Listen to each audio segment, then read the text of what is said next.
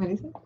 Hi, I'm Jody Peel, and welcome to Third Space Live, a show that offers conversations, ideas, and stories to build mental wellness and hope. Today, we're going to be talking to two guests all about how to support kids and parents with tough emotions, which is a great topic any day of the week, but it's particularly important right now with all the pressures that we're experiencing through COVID. Before I begin, I want to let you know that you can learn more about our charity at thirdspacecanada.org. You can sign up for our newsletter on our website, and you can also follow us on Instagram, and Facebook. You can view some of our recorded shows on our YouTube channel and also on IGTV. I want to quickly thank Third Space Coffee before we begin, a social enterprise that supports our charity located in Landmark 2 and now open with safe distancing to visit, to get the best coffee in town and snacks as well. You can also order online safely at thirdspacecoffee.ca. So today is episode 17. I can't believe it, 17 shows. It's May 26, 2020. Today I'm going to be introducing Vicky and Amy. They're both from Springfield Kids Play Therapy here in Kelowna. Now, this play therapy group offers therapy for child life services, trauma therapy, and autism services, as well as group expressive art programs. I just chatted with the ladies before we started here, and I also wanted to mention that they're currently partnering with Childhood Connections.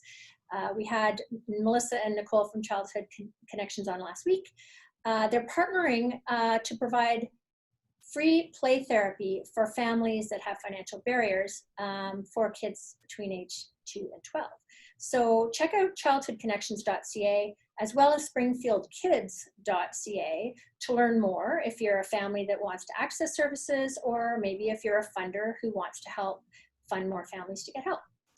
So the ladies are waiting in the wings here. I'll get to introducing them quickly. Now, Vicky Wallace is a play and expressive arts therapist and owner of Springfield Kids Play Therapy. She's also the co-founder of Springfield Kids Foundation and the creator of Nourish Families Initiative. And I checked out the website. You can learn more about all those things on the website at springfieldkids.ca. She also has some previous experience working with supporting kids in Ireland, Uganda, and Canada. I'm really excited to learn more about that over coffee sometime, Vicky. She now lives in Kelowna with her boys aged 4 and 6. Amy Staley is a certified child life specialist in Kelowna and a full-time mom to 2 amazing kids. She has a ton of experience, including working in the child life program at the Legacy Emmanuel Hospital. I'm not sure which one, because they're in Oregon and Washington State, I think. I think there's 6 of them. Yeah. Earlier. I don't know that off the top of my head. She also spent some time at Banner Thunderbird Medical Center in Phoenix, and also at Ryan House, a pediatric hospice in Arizona. So I'm going to invite them to join me by unpinning this. There we go. Okay, hi ladies. Let's see if Hi. Hello. There we go. Okay, so Vicky, why don't you wave so they know who you are? Hi. And Amy, say hello. Hello. Okay, now we know who everybody is. Welcome to the show. Thank you for making time with us. Oh, thank you for having us. Thank you. It looks fun behind you. Like, I want to go and play with all that stuff. Right? Yeah, very cool. So I guess you're live from one of your play therapy rooms. Yeah. Okay. Very nice. This is the playroom. Yeah. I've actually had the opportunity to do some of that work with one of my kids, and it's very powerful and it's great, and it's really fun. So some people might not know what that looks like, and we could talk about that today, but it's pretty fun. Just look, it's already fun. Right? Yeah. Just play. It's fun. So we talked last week and made plans to talk today about supporting kids and families through high emotions, particularly in the COVID world. That's what we're here to talk about today. You guys have created a beautiful structure for what you want to share with everybody today, so I'm going to let you add it.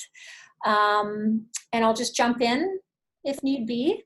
So please, tell us what we need to know about high emotions. And you know what? this sounds so interesting. My kids are old. They're older teenagers now. And this is the kind of stuff that every parent needs to know. And ideally would know when the kids are smaller. But it's still helpful even if they're older. And it's even helpful in your adult relationships. For sure. For sure. Absolutely.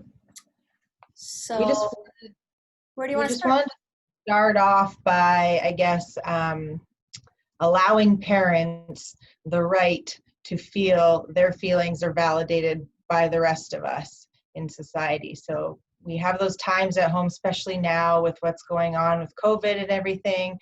Our emotions are through the roof, our stress is through the roof, our schedules are out the window, new schedules are starting, schools possibly 2 days a week. People are maybe going back to work a little bit. Just all this new territory is just new and unfamiliar to everybody, and that just creates so much stress and anxiety.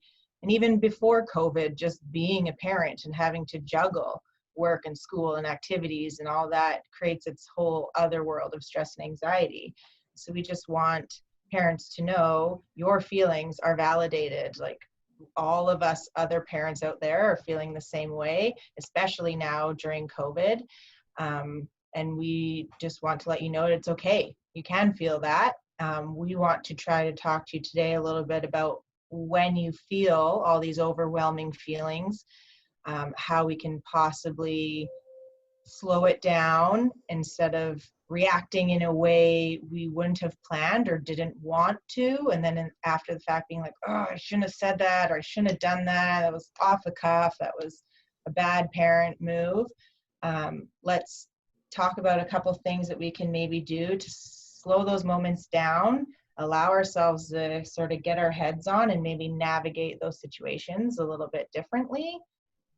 I know Vicky and I, both being parents and working with children, have many high emotion stories ourselves where possibly we're yelling, our kids are ignoring us, everyone's talking back, you're sort of mumbling swear words to yourself under your breath because you feel like your head's about to pop off. I can tell you that those were some of the lowest points of my parenting, were those times when you do lose it and you scream and you act in a way that's you're ashamed of. But I think it's also important because I was lucky enough to have a group of women friends who were also parenting at the same time as me, and you were able to reach out to someone and say, I just acted like an idiot and I feel so bad. And you're going to teach us how to minimize that, but it's still going to happen once in a while, and we can't beat ourselves up over that.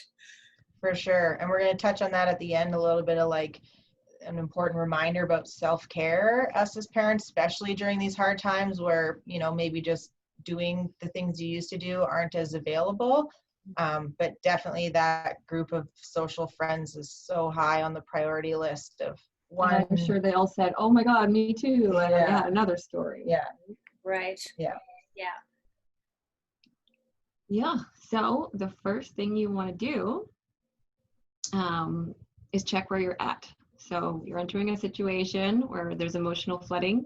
Something is triggering you. You want to say, how am I feeling? What do I need? Right? Get yourself your own affirmation, your own little positive self-talk that will help you in that moment and slow you down. We want to talk a little bit about triggers because everybody is triggered by a different situation to do with their kids.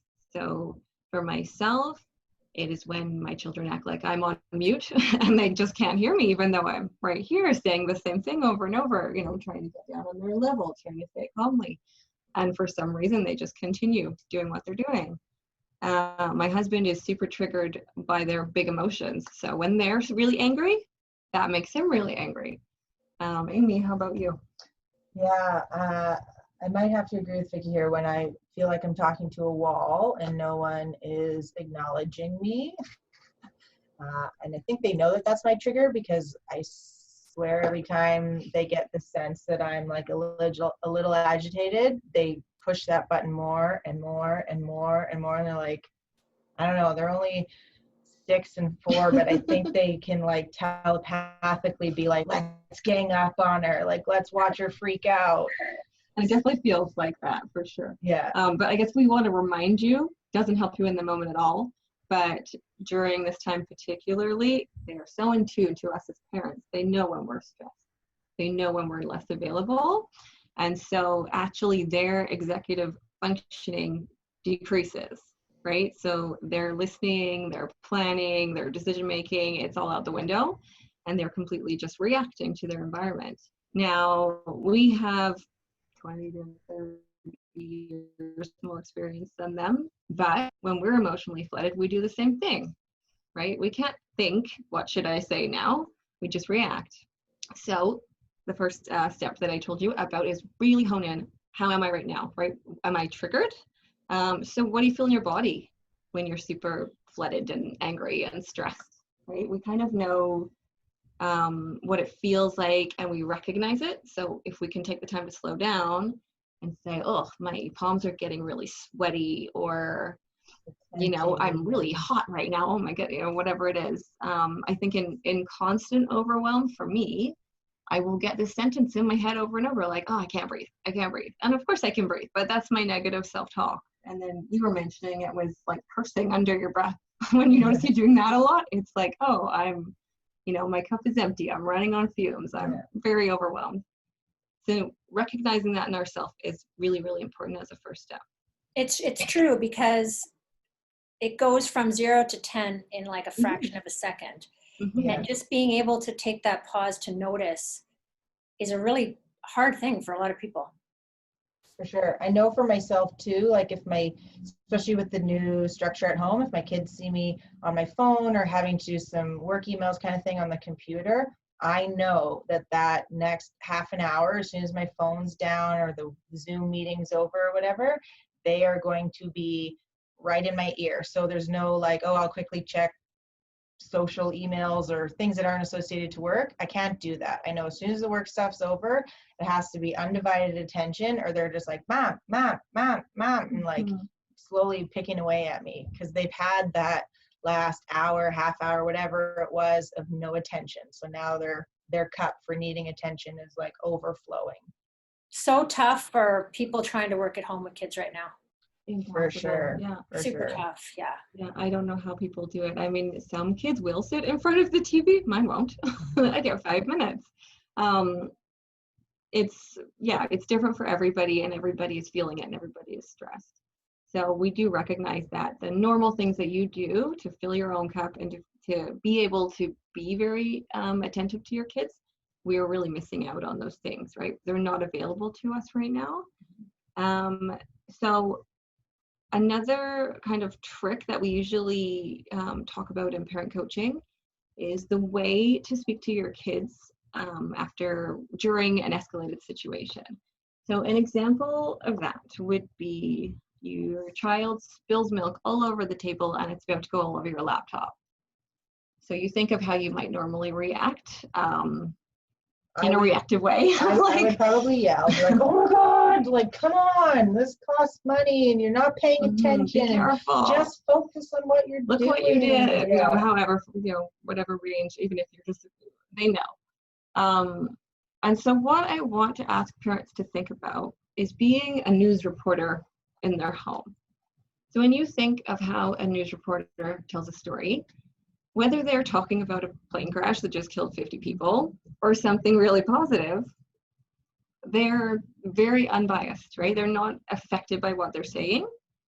And there's an appropriate tone, but it's super neutral.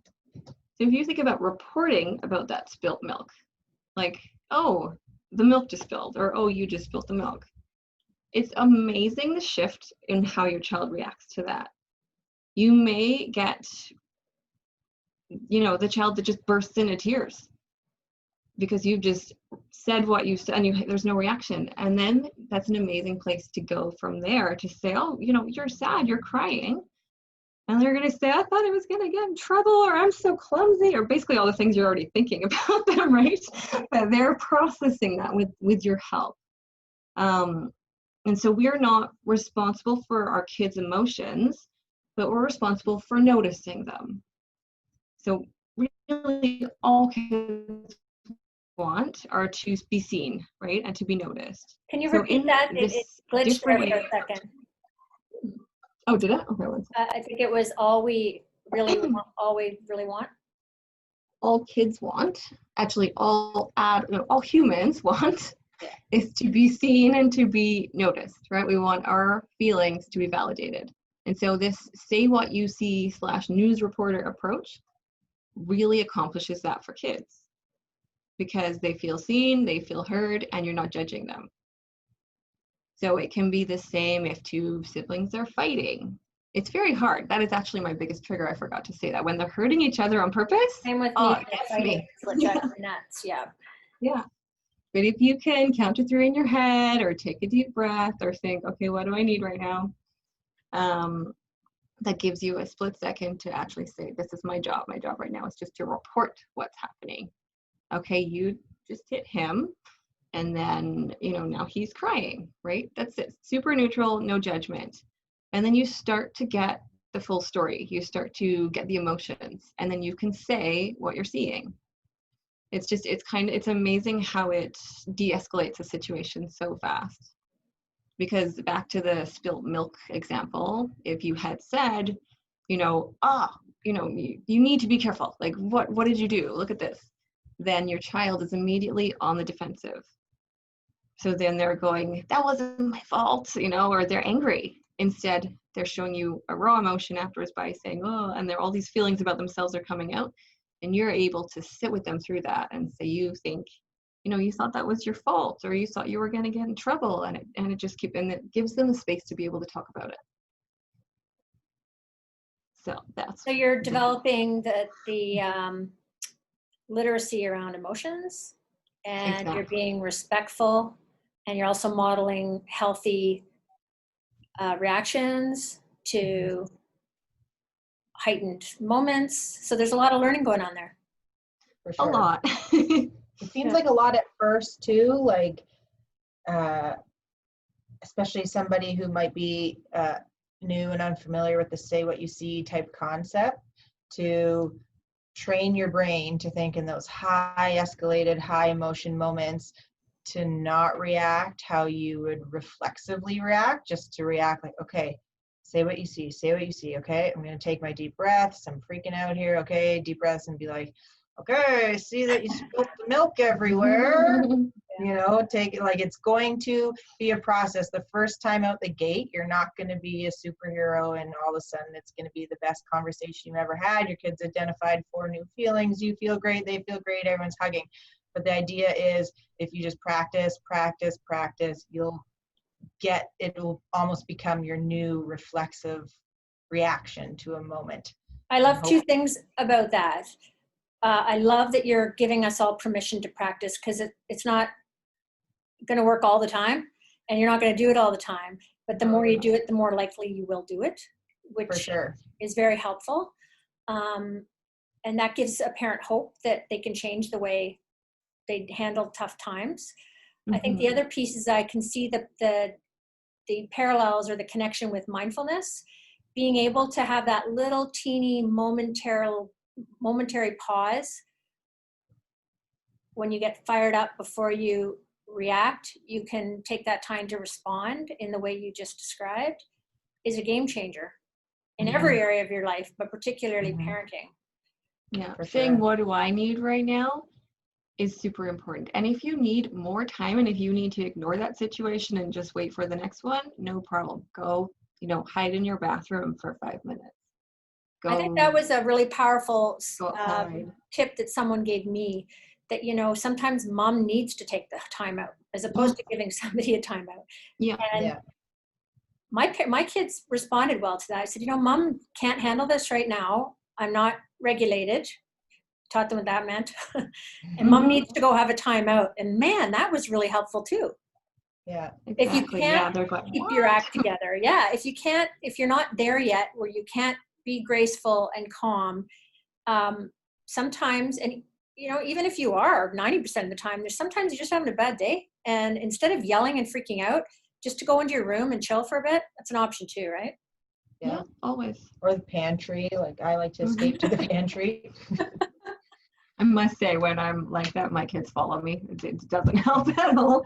But if you're reflecting, it's something, right? I am so frustrated right now, or I am giving myself a timeout, like you said, because I'm, I need a minute. And then, okay, you're following me, great. Let's have a minute together. Let's all take a deep breath. I like that even more, that idea. They love that, right? Because they're seeking you out because they can see, oh, you're not available to us now, and they're panicking. They want to be in your space, and they want your attention all the time. You're also using the moment as a great example to show to your kids, like, I got so frustrated, mom was about to lose her mind. I told you with my words as calmly as I could. I said I needed to go take space. Like, these are things that they'll start to see and mimic, like, oh yeah, I'm frustrated, I'm saying it with my words, I'm gonna go take space, and then we'll all come back and take a second to revisit this moment, right? Not so everything important for like their love relationships in the future, their work relationships, friendships. It works for all of that. Mm-hmm. Yeah, for sure. Yeah, that's great. There's a little deep breathing thing you can do with your children that's appropriate. We say, smell the flowers, breathe in through your nose, and blow out the candles. So if I'm doing that, they will copy it. Now, I wouldn't say that normally just for me, right? You would just do your deep breaths, and maybe there's like square breathing. There's the little breathing apps on your phone. Yeah. But this one is particularly appropriate for kids. If they won't leave you alone in the moment that you need them to leave you alone, okay, we're all going to smell the flowers and blow out the candles, right? A couple of times. You just bought yourself, you just bought yourself a few minutes, and then you're, okay, now what am I going to do next? And you're teaching your kid the basics of breathing. Mm-hmm. For sure. That's fantastic. Another thing that helps me too is I put sticky notes in my places. So I know in the kitchen I have a spot where my calendar is. It's kind of always something that's like in my peripheral. So above my calendar I have sticky notes that'll say things like, take your deep breaths, or how do you show up, or don't react in the moment, like even on the mirror in the bathroom, those sorts of things. So even if it's not a bad moment, seeing those affirmations of like, how do you show up, take your deep breaths, it's just kind of training my brain to remember these sentences. And then the moment when I need them, my brain's like, oh, remember these words, how are you going to show up, are you going to take a deep breath, like, don't fly off the cuff. So it's like, okay.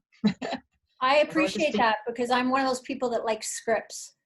Mm-hmm. So I capture them when somebody teaches me one, and I practice it and I post it, and then it becomes second nature over time for sure. But that doesn't happen naturally to me. So I find those things helpful as well. Mm-hmm. I'm definitely going to do that. I didn't even think about it. We were talking before about what the new self-care might look like, right? Yeah. What's your lifeline? And I was saying, when I flick on the kettle, it's, maybe I don't even make the cup of tea, but it's something like I'm doing something for me. It's almost like, grabbing a lifeline. And then you have, mine's a little like vindictive, I guess, but it makes me feel good in the moment. If my kids are really bugging me, I go into the pantry, I take my deep breaths, I'm holding the door shut so they can't open it, and I just eat one of their treats. Like, I know it's something that they would be like, what? You're getting to eat that? And my answer would be like, yes, I'm an adult, I can make my own choices. But I just eat one of their treats, and I'm like, it's the food thing in me makes me feel good, and then it's a little bit like, I just had one of your treats, and you haven't earned one, so you're gonna watch me eat it. My husband does it. It just reminded me when I used to have a home daycare before I had kids, and that was, I would like, oh my gosh, it was busy. So at the point just before we take a walk, I would have them all strapped into the quad stroller, and then I'd sit in my pantry for 20 seconds and just have a square of chocolate, and then it was like, okay, now it can go. Yeah. But we have to really have these little tiny minutes to ourselves where we're doing something just for us, and it makes a big difference. For sure. We touched on it a little bit before, but I have a really good group of mom friends, and we just have like a WhatsApp chat. And every now and again, someone's just like, I'm going to kill my kids. I just have to put it out there. I have to get it off my chest, like into the world. And then, we all take them. I'm like, just breathe, or you're all right. Yep, I'm having a bad day too. Like, just, within those 2 minutes, you just got instantly validated for the way you're feeling. And you're just like, okay, I'm human. This is normal. Let's react appropriately. I'm like that with my neighbor when we're both yelling at our children across the fence. They're like, "Oh, do you know what I just did? That's why I said that." And they're like, "Okay." Yeah, that was that was but super important for me. yeah. Was having that community of moms at the same stage or parents at the same stage. It's amazing. For maybe not everybody's like this. For me, I've explained in other shows that I was one of those moms that didn't know much about being a mom. I hadn't babysat a lot or cared for younger siblings or any of that, so I didn't know what I was doing. And it was just so powerful to me to have other people saying that happened to me earlier today, or that happens to me all the time, or not being alone and not feeling like you're the only person that is a failure at certain things or isn't perfect. There's so much pressure, right, on parents. And unfortunately, not everybody is open and honest about their struggles in parenting. So to have a group of people that you can be open and honest with, to me, what made all the difference. For sure. For sure. And we understand things look differently now, going through the times that we are going through.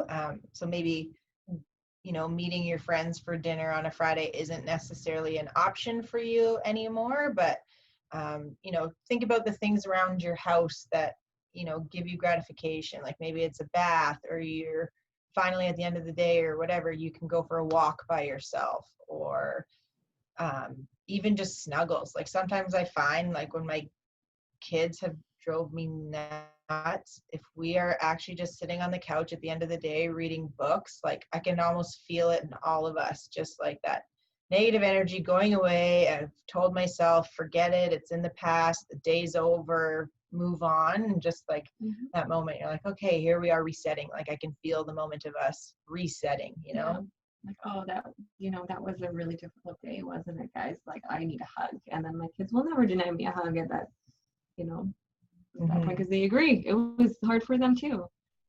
I think another thing too that is important for us to remember is, with a lot of people working from home nowadays, and like we said before, schedules looking different, is trying our best for balance, especially if your kiddos are younger and still sort of rely on you for that entertainment and that attention during the day. Is, if you can, I know everyone's schedules are different, but just try your best to balance. So if you do a 2-hour Zoom meeting, take 15, 20, 30 minutes to sit down with your kids and color a page or read a book or play a card game, or just do something together. Because it's like we said before, during that 2 hours their attention cup is exploding. Mom said, leave me alone, I can't come in the room, I can't knock on the door, she's asked me to sit here.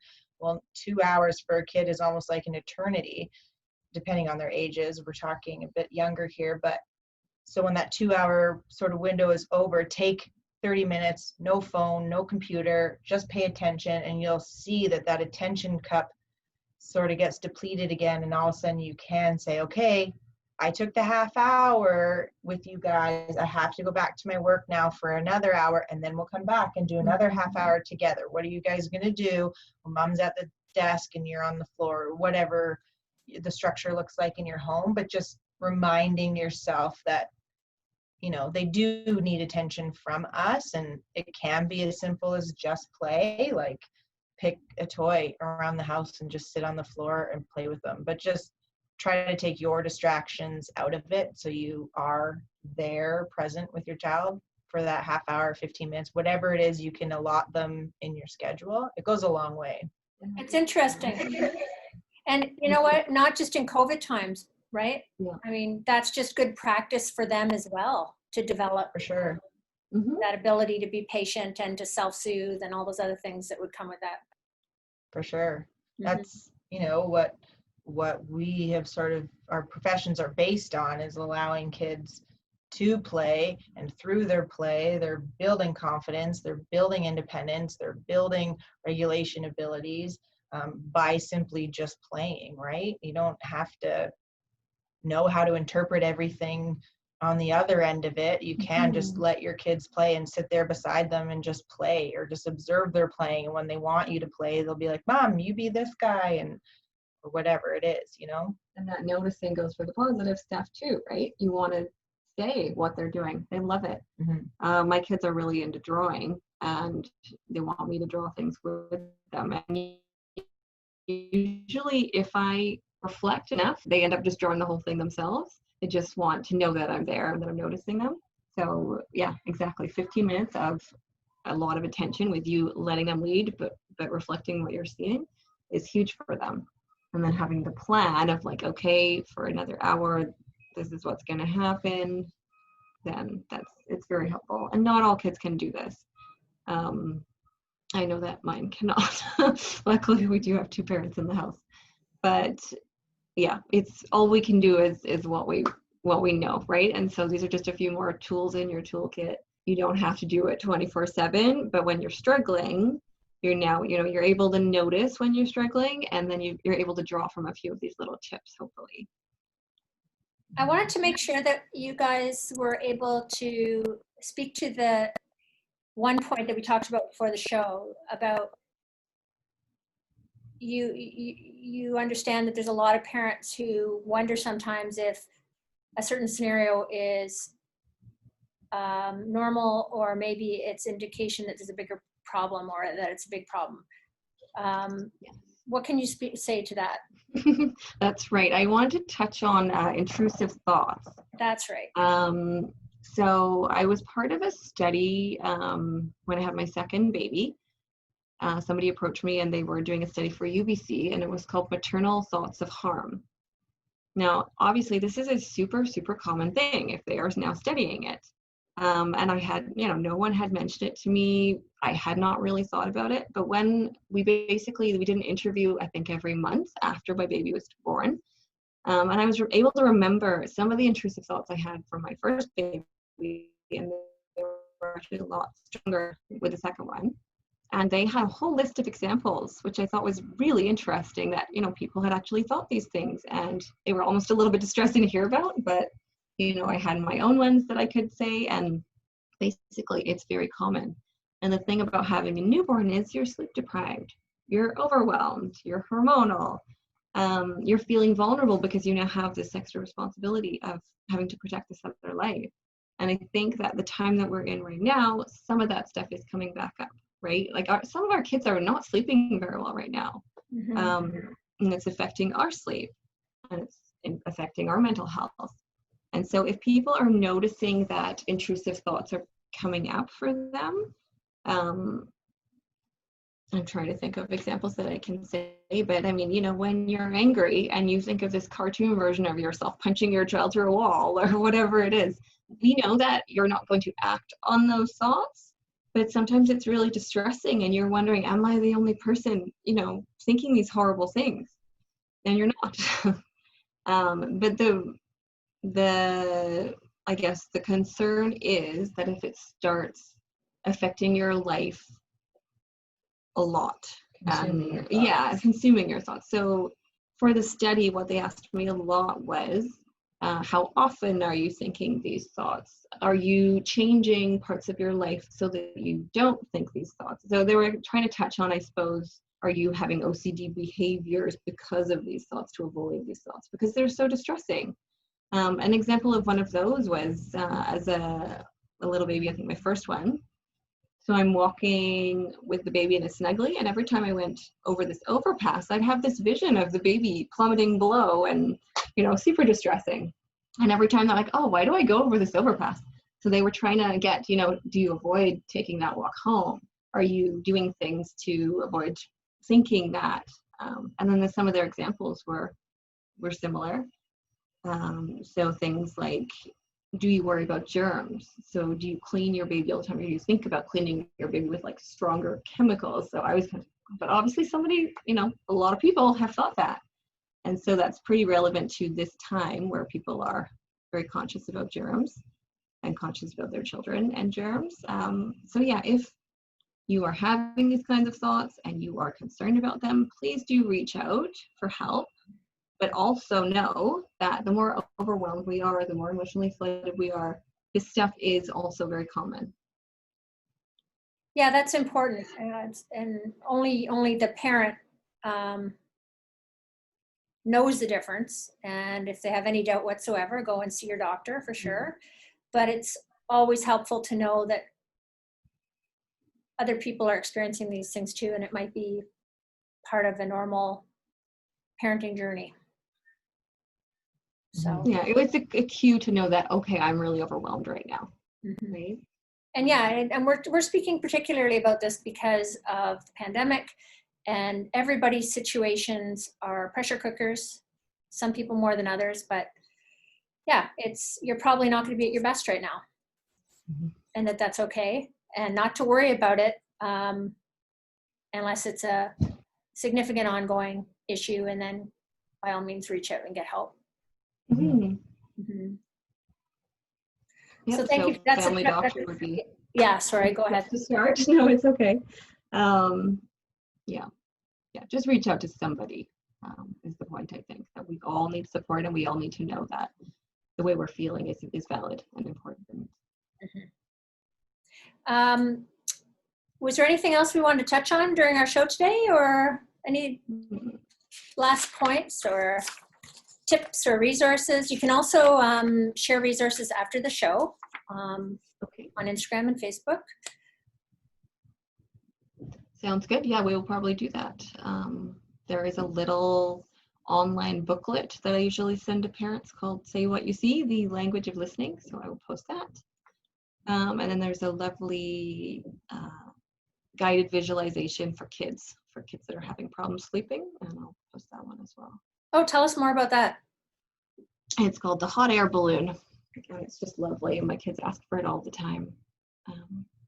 Yeah, it's a guided visualization that's appropriate for kids. So great. That sounds good.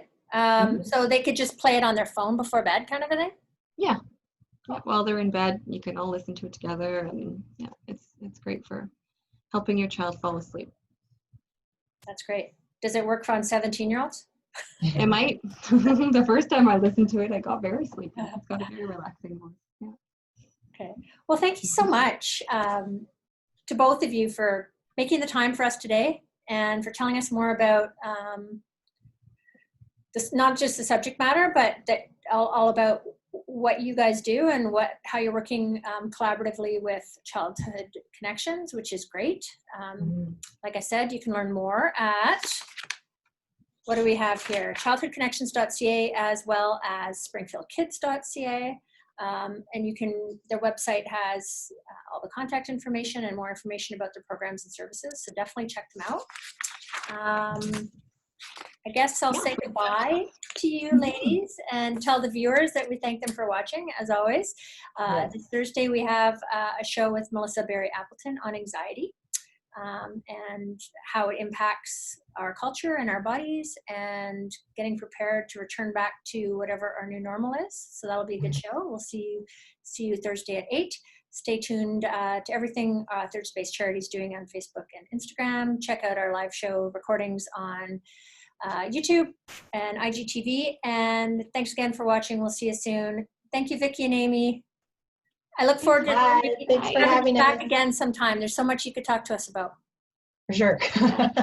Okay. Bye for now. Take care. Bye. Bye, everybody.